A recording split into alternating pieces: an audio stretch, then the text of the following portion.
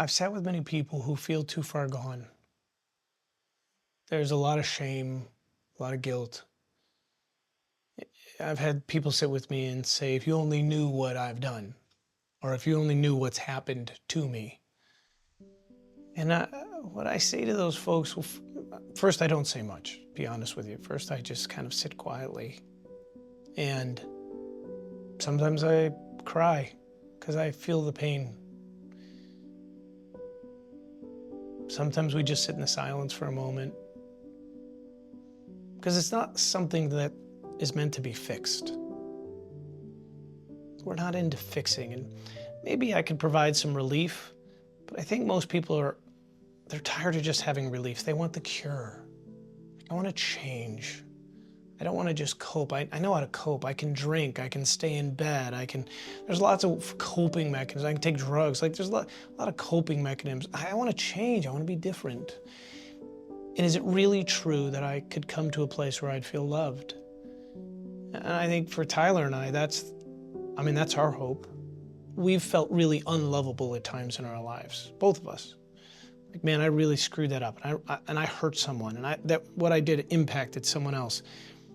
And I don't feel particularly confident. I don't have a whole lot of worth right now.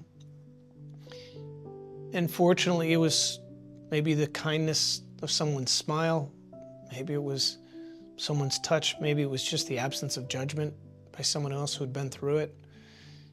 And those were the moments that, for me, and I walked enough with Tyler to know for him as well, you climbed out of that hole of shame and went, no, I guess I am lovable.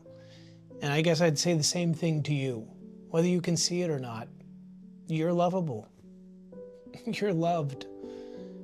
I happen to think there is this divine entity that loves us, that there is a God who cares for you, and somehow when we come together, love is expressed. And it's not something I understand. It's not something I really could put in a box or communicate, but I know love is real because I've been touched by it. I've allowed it to flow through me to others, and I've felt it from others. And I think for Tyler and I, the desire would be to just do enough life with you to remind you that you can change.